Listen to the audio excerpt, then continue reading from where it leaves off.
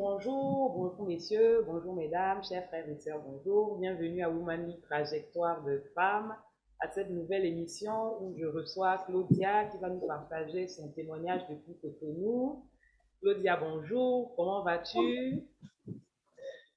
Bonjour, ça va bien, merci beaucoup. Et toi, comment tu vas? Je vais très bien aussi par la grâce de Dieu. Écoute, c'est un plaisir pour moi de te recevoir sur ce plateau. Alors, pour la petite histoire, je connais Claudia depuis, je ne sais même pas combien d'années. Depuis des années, ça fait longtemps. Depuis des années, ça fait C'est une longtemps. sœur dans le ministère qui est... La connexion est partie où? Connexion, où es-tu? Elle est revenue au nom de Oui, Jésus. je suis de retour.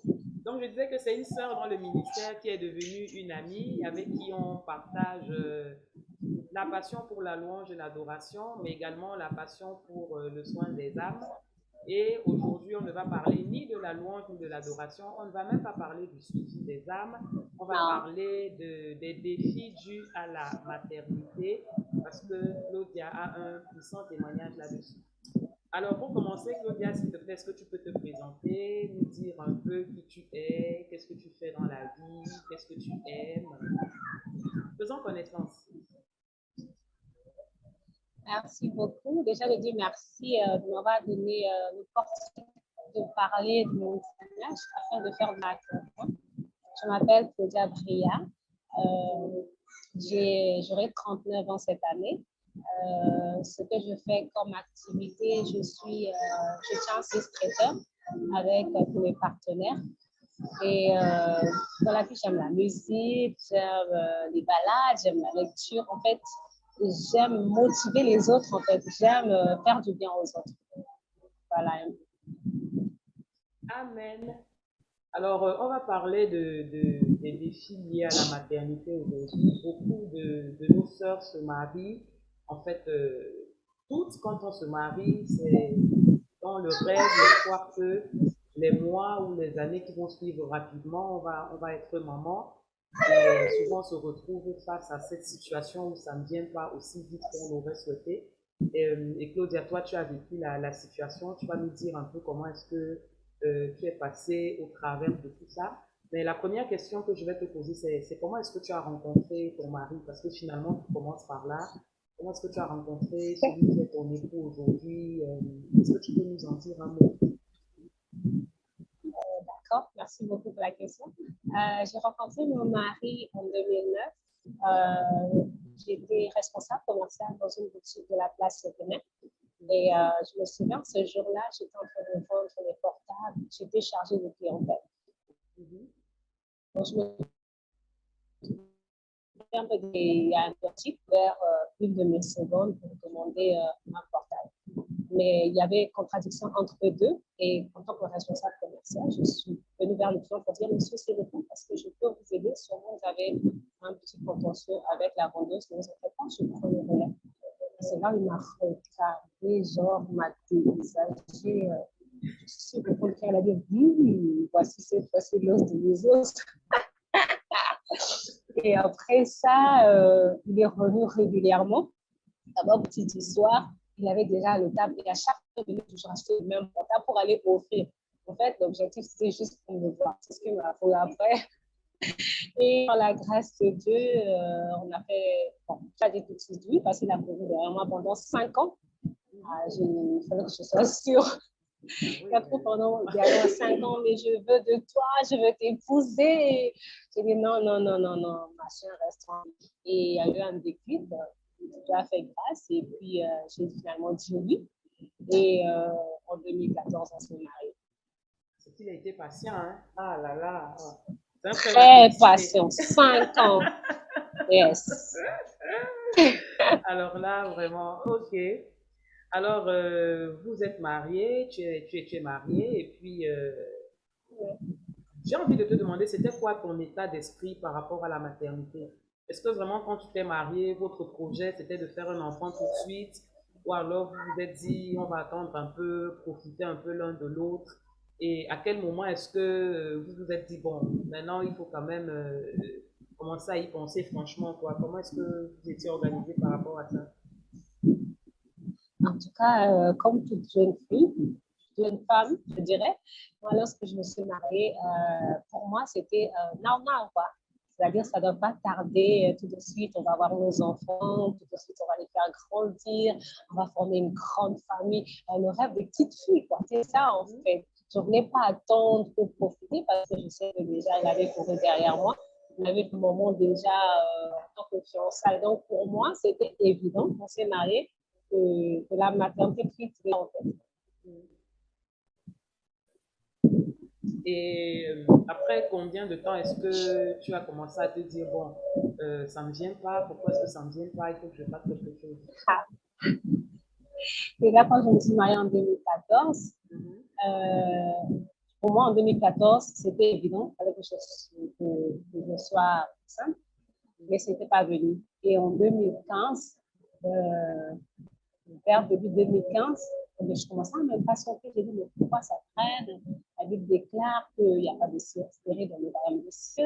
Et puis, j'ai respecté tout ce qu'il fallait faire. J'ai dit, pourquoi ça traîne? Et fortuitement, par la grâce de Dieu, en août, je suis devenue enceinte parce qu'on ne tombe pas enceinte. Je suis devenue enceinte et j'ai fait ma première fausse couche. J'étais en état de mois et demi. J'ai fait ma première fausse couche. Alors là, ça a eu le déclic de tout. Parce que ça m'a marqué en fait. Je me suis dit, waouh, mais qu'est-ce qui n'a pas marché? Pourquoi c'est parti? Déjà, j'ai attendu, maintenant que c'est arrivé, c'est parti. En tout cas, je t'assure que ça, j'ai déprimé, j'ai pleuré, je me suis même fâchée contre Dieu. J'imagine un peu. Tu étais enceinte de combien de semaines quand tu as fait ta fausse couche? J'étais 1 mois et demi. 1 mois et demi comme ça. Ok. Et après ça, comment est-ce que tu te sentais? Quelles sont les décisions que tu as prises? Est-ce que, j'imagine un cas de figure où tu es très inquiet, tu te dis, mais est-ce que je vais réussir à faire un enfant? Finalement, tu deviens enceinte, tu perds le bébé, tu es triste, c'est vrai, mais tu te dis, mais au moins, je sais maintenant que je peux y arriver et peut-être qu'il y a juste des réajustements à faire. Est-ce que tu étais dans cet état d'esprit où tu étais vraiment complètement déprimé en te disant, bon, vraiment là, je ne vais pas y arriver du tout, il n'y a pas d'espoir. Comment est-ce que tu te sentais? En fait, j'étais dans l'état d'esprit que c'est arrivé, que par la grâce de Dieu, qu'il y aura encore une brèche, une ouverture. J'avais l'espoir. Sauf que cet espoir s'est transformé vite en chagrin parce que j'ai fait plusieurs suites de fausses couches. Et à chaque fois, j'avais toujours une fausse couche, ça vient, ça part. Et tantôt, ça ne vient pas, tantôt, 1 an, 2 ans, ça ne venait pas. 300, je dis, c'est pas possible. Mais qu'est-ce qui se passe? Qu'est-ce qui ne va pas en fait? J'ai fait les réajustements qu'il fallait. Je suis allée voir le médecin. Le médecin dit que j'ai la matrice d'une jeune fille, que je n'ai pas de problème. Mon mari n'a pas de problème. Mais qu'est-ce qui se passe en fait? Et je commence à déprimer. Et qu'est-ce que les médecins te disaient? Est-ce qu'ils t'encourageaient? Est-ce qu'on avait trouvé une raison médicale ou eux-mêmes ne comprenaient pas et puis disaient juste, Madame, ça va aller, persévérer? En fait, mon médecin, je venais de pour sa vie. Aujourd'hui, je suis toujours sa patiente et on a tissé des liens. Mon médecin me disait toujours que tu n'as pas de problème. Ça va aller au temps convenable, au moment marqué où Dieu a choisi que tu es un enfant, ça va revenir. Donc, c'est une femme, on peut te dire ça rompt pour cette oreille, ça sort de l'autre oreille, parce que toi, quand on dit ça va venir, pour toi, c'est que ça soit now, now. Et tellement ça tardait, ben, comme ça, déprimant en fait. Mais en fait, c'est que tu étais dans une situation particulière, c'était pas que ça tardait, mais c'est que tu arrivais à être enceinte et ça ne tenait Ouais. pas. Je suppose que ça Ouais. doit être encore plus douloureux parce que à un moment, c'est comme si tu as un espoir qui t'est donné et puis tu te dis Et oui, ça ça va le part. faire et puis après, ça s'en va. Ouais. Et ça part. Et aussi parfois, pendant beaucoup de mois, parfois tu vois rien, tu vois tout ton rêves. Tu vois rien, tu vois tout ton rêves. Bon, ça ne restait, ça ne colle même pas en fait. Ça part. Et puis après, à un moment, moi, j'ai perdu espoir. Hein. Ça, c'est la vérité. J'ai perdu espoir. Et ça a pris un coup aussi dans tout ce que je faisais en tant que, parce que je suis chambre de l'intérieur, ça a pris un coup, dans mon boulot, ça a pris un coup. Il y a des tristesses qu'on ne peut pas cacher. Il y a des tristesses quand tu es déprimé, tu as beau sourire, tu as beau faire semblant, mais quand on voit ton visage, pour ceux qui connaissent, ça se fait dire en fait. Et si j'étais moi, j'étais dans cet état. Et même avec mon mari, des fois devant lui, je souriais parce que je ne voulais pas l'inquiéter. Mais j'avais une sorte de chambre Rome roi, si je peux l'appeler comme ça. Une chambre où j'étais là où je me retirais pour pleurer en fait. Pour me lamenter, pour dire Seigneur, pourquoi tu me fais ça? Est-ce que c'est toujours ton enfant? Mais qu'est-ce que j'ai fait? Pourquoi? Pourtant, ceux qui sont autour de moi, qui se sont mariés après moi, ont touché, et pourquoi pas moi? Voilà, c'était dans ce tas d'esprit que j'étais en fait. Et puis, on est en Afrique, donc on a forcément notre contexte à nous. Je voulais te demander quelle était Ah, l'attitude de la famille, de l'entourage. Je sais que souvent, quand des jeunes viennent de se marier, ils disent, mais quand est-ce que vous faites un enfant? Quand est-ce que ça vient? Est-ce que tu t'es retrouvé dans cette situation? Et si c'est le cas, est-ce que tu peux nous dire un peu comment est-ce que tu as vécu ça? malheureusement, c'est ça avec l'Afrique. Mais nous avons espoir que ça va changer. Moi, j'étais Amen. vraiment dans ce contexte-là parce que, à la rigueur, les gens te regardaient, mais ah, elle est stérile. On te cataloguait en fait, ah, c'est celle qui n'a pas d'enfant. Et une fois même au boulot, hein, ils étaient en train de parler, et ah, celle-là n'a pas fait d'enfant. Elle passe le temps à bouffer l'argent de son mari pour rien. C'est triste, hein, mais quand ça marche, tout le monde a ça, mais quand ça ne marche pas. Et les gens, même à l'église, à l'entourage, à la rigueur, tu faisais pitié en fait. Tu faisais pitié parce que, et c'est toujours moi qui allais toujours aider les femmes qui vont accoucher. J'aimais aider en fait. Et on te regarde, ah, toi tu vas aider les gens, et toi pas. Et le plus comme de cela, même dans ma famille, c'était le plus difficile parce qu'on disait à maman, mais il a donné la dot, il l'a emmené à la mairie, à l'église, il a tout fait, mais il n'a pas d'enfant. Elle passe le temps, parce que mon mari c'est un blanc, ce n'est pas tabou. Elle passe le temps à bouffer l'argent du blanc pour rien, que c'est pas normal. Elle passe le temps au blanc. Et ma maman, honnêtement, elle en souffrait. Ma maman, mon père, même ma grande soeur, elle en souffrait parce que les gens le faisaient remarquer. Et d'autres même venaient voir ma mère, non, mais tu sais, je connais quelqu'un qui peut aider, il va prendre telle tisane, ça va aller, elle va faire tel truc, elle va faire tel rituel, elle va danser telle danse, elle va faire telle position. C'est pas question de position, ma soeur, c'est la folie, c'est ça. Tant que le moment de Dieu n'est pas arrivé, tu peux faire toutes les positions. C'est pas ça en fait. Mais malgré ça, quand maman me faisait des retours, elle me disait, ma fille, ça va aller. Moi, ta mère, j'ai fait 6 enfants. J'ai fait 4 garçons, 2 filles. Si j'ai fait, par la grâce de Dieu, tu feras. Et c'était l'un de mes soutiens, en fait. Et il y avait aussi les amis autour. Par exemple, ma copine Angèle. Je venais de dire sa vie parce que c'est ma partenaire. Et à chaque fois, elle me disait que moi, j'en ai eu 3. Si tu as eu 3, toi aussi, tu en auras. Et tu vois, quand tu entoures des bonnes personnes, bien que ça fait mal, mais rien lui a aussi. Ok. Et ton mari, comment est-ce qu'il vivait la situation? Je rends grâce à Dieu. Je me dis toujours qu'il faisait l'homme le plus merveilleux de la terre. Je suis venue tout pour la vie de mon mari parce que pour lui, en fait, je n'avais pas épousé pour les enfants. Honnêtement. Il me disait toujours, ma chérie, tu n'es pas épousée pour les enfants. Je t'ai aimé tel que tu es. Si ça vient, gloire à Dieu. Si ça ne vient pas, on va adopter. Mais ce n'est pas à cause de ça qu'on aura des problèmes. Et à chaque fois, il me soutenait. À chaque fois, c'est lui qui me consolait. Quand je pleure, il me dit, non, mais ma chérie, ça va aller. Ce n'est pas à cause de ça que tu ne vas pas aller à l'église. Ce n'est pas que ça, tu ne vas pas changer. On s'accroche. Si Dieu donne, gloire à Dieu. S'il ne donne pas, pas de problème. On va trouver un autre moyen. Et je bénis de c'était vraiment un soutien solide parce que lorsque ton conjoint ne te soutient pas dans cette douleur, tu déprimes plus en fait. Donc, il faut que tu aies quelqu'un quand même avec ta vie, que cette personne te tient la main au dehors de ceux qui sont au dehors, mais lui, avec qui, parce que c'est quand même, tu as épousé et puis tu ne lui donnes pas d'enfant. Et le fait que lui, il te soutient, qu'il te dit que ce n'est pas un problème, ça, c'est comme une force en fait. C'est comme une force. Donc, tu peux encore espérer encore. Voilà. Alors, finalement, vous essayez, et puis une fois de plus, ça marche. Et cette Oui, fois, c'était la bonne fois. mais avant que ça marche, j'ai dû prendre de bonnes résolutions parce que je pleurais tout le temps, je ne voulais plus servir Dieu. Je servais Dieu, mais ce n'était pas un parfum de bonne odeur parce que ne Mm. faut pas servir Dieu tant que tu n'es pas en paix avec toi-même. Donc, en 2016, j'ai dû prendre de bonnes résolutions. J'ai dit, Mm. parce que tu as dit dans la parole, il n'y a pas d'esprit dans la maison de Dieu. Donc, au temps convenable, au moment marqué, tu vas me donner un offre. Je veux te servir à fond. Je sais que tu as dit, fais de l'éternel tes délices, qui te vous donnera ce que ton cœur désire. Sinon, je veux faire toi d'abord. Et en ton temps marqué, tu vas me donner un enfant. Et c'est comme ça, dans cette optique, je suis rentrée en 2010, en 2016. J'ai commencé à servir le Seigneur à fond.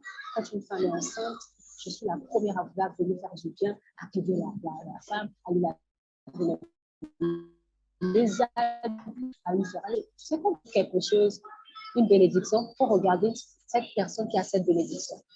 Tu ne sèmes pas dans sa vie pour avoir quelque chose, mais tu sèmes parce que tu sais que le Seigneur va faire quelque chose. Et moi, c'était mon optique. Ce n'était pas pour avoir quelque chose, pour avoir un enfant. J'avais même dit, Seigneur, je suis comme pour les silence. Tu donnes, gloire à Dieu. Tu donnes pas, il n'y a pas de problème. Mais je vais toujours te servir. Et c'est dans cette optique, je commence à servir le Seigneur.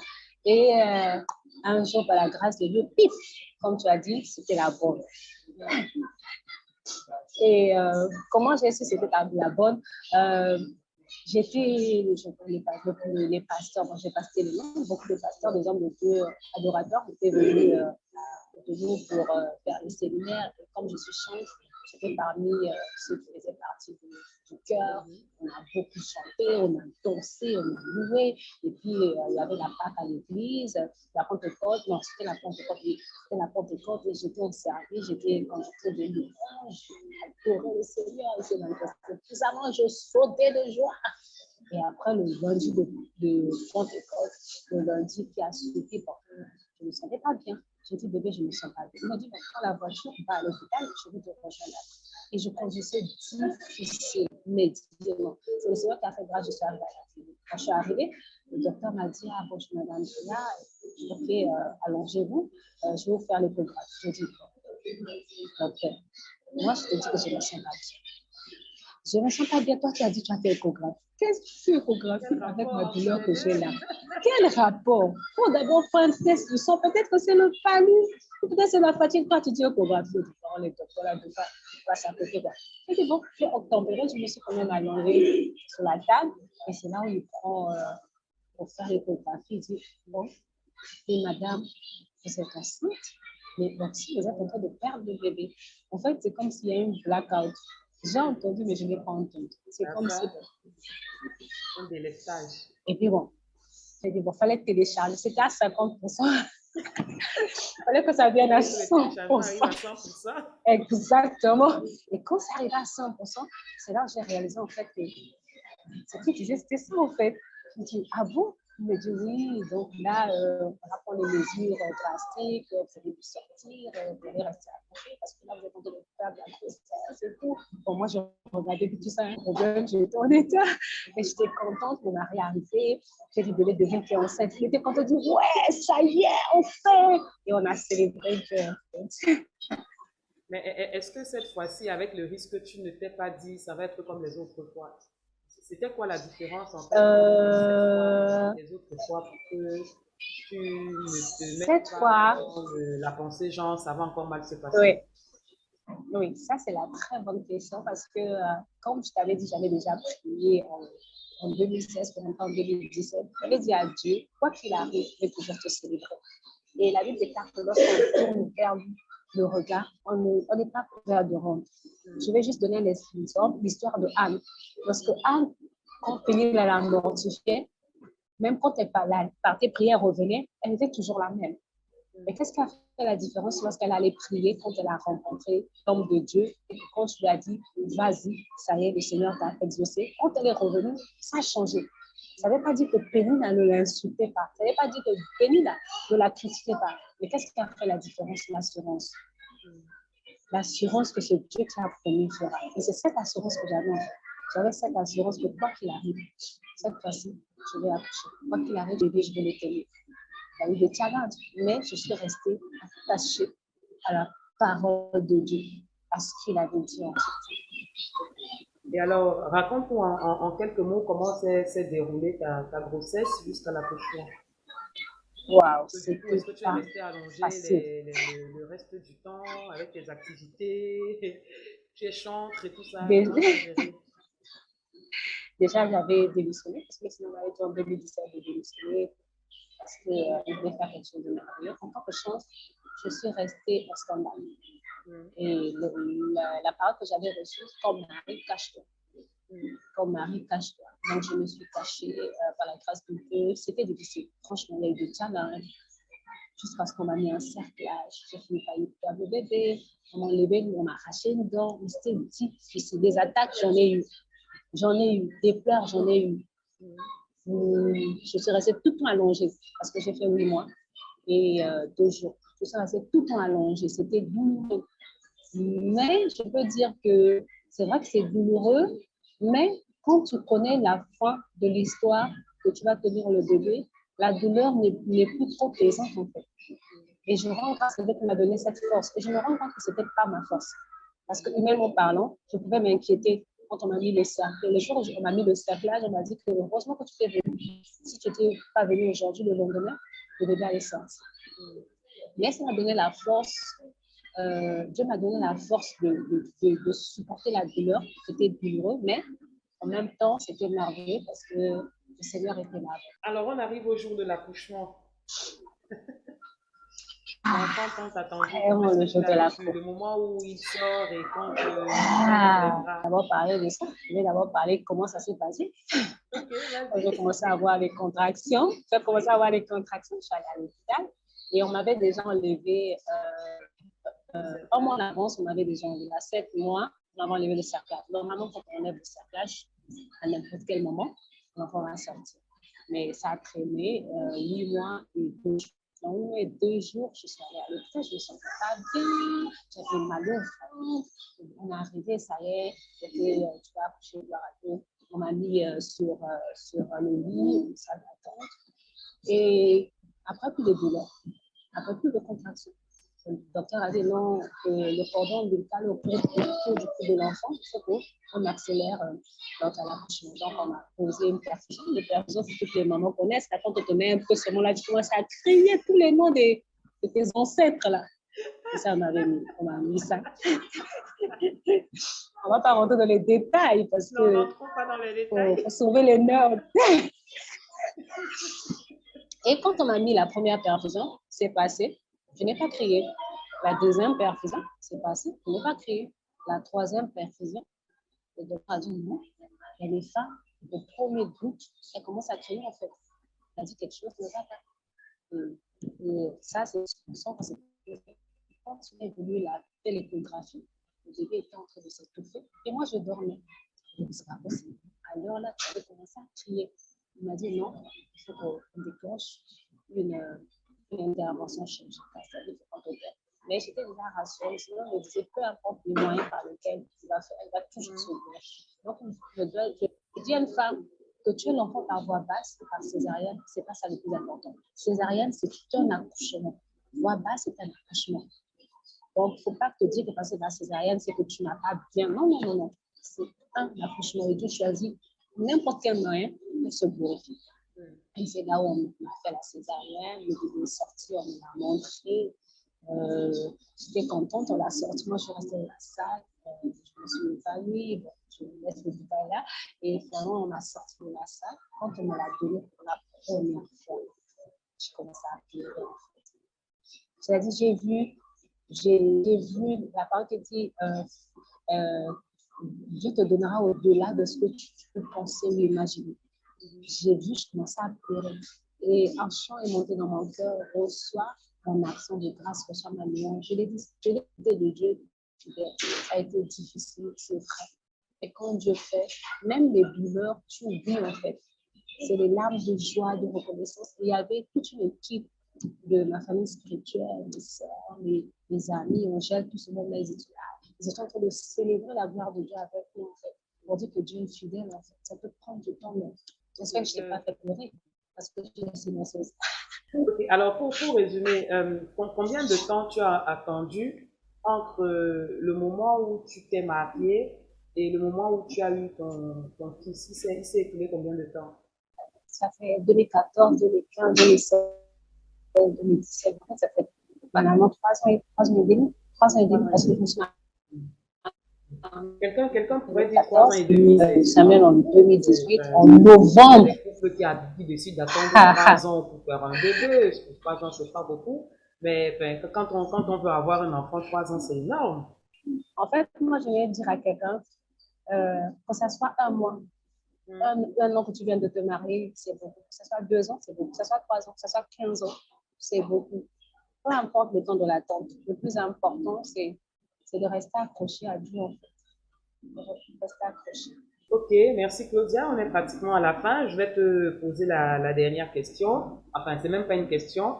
Quelle est la parole d'encouragement que tu pourrais donner à cette jeune mariée qui tarde de devenir maman, mais aussi à cette femme qui est mariée depuis quelques années déjà et qui désespère d'avoir un enfant? Ça, c'est la partie la plus importante.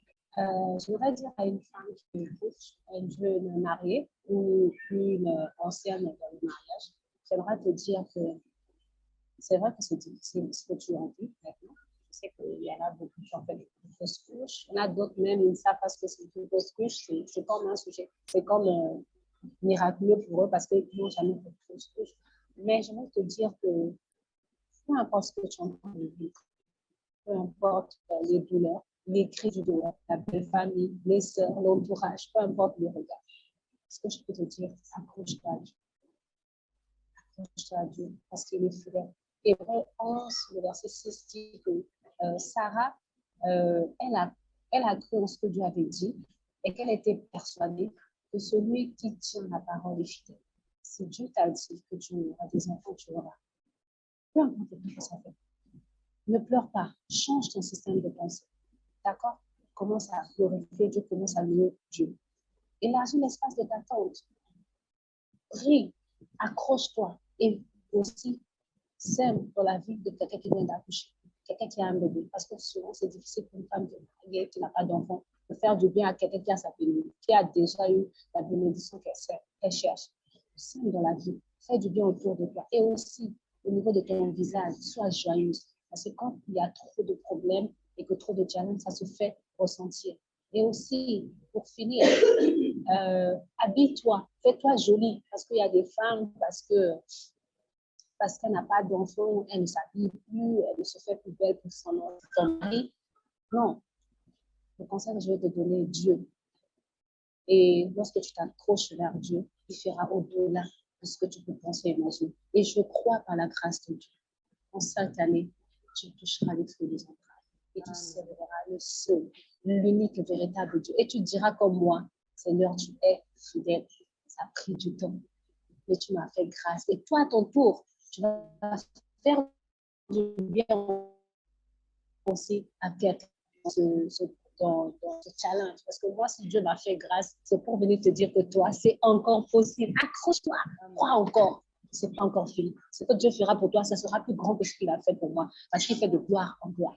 Accroche-toi et il te fera du bien dans le nom de Jésus. Amen. Merci beaucoup, Claudia. Vraiment.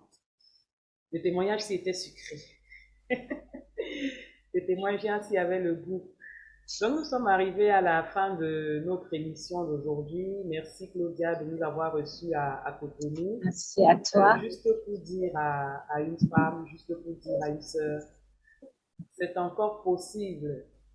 Claudia l'a dit tout à l'heure, Amen. Dieu a dit dans sa parole qu'il n'y aura point de stérile dans sa maison. Peu importe le temps que ça prendra, ce qui est le plus important, c'est que le temps marqué par Dieu finira par arriver. Et plus tu attends, Amen. plus le témoignage sera grand et puissant. Donc, en attendant, Exactement. ne te lamente pas, ne murmure pas, ne Yes. critique pas.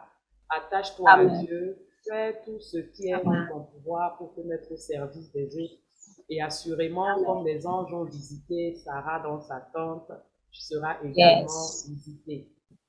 Donc voilà, nous sommes arrivés à la fin de l'émission d'aujourd'hui. Je vous dis au revoir. Je vous souhaite plein de bonnes choses et à très bientôt pour une nouvelle émission. Au revoir.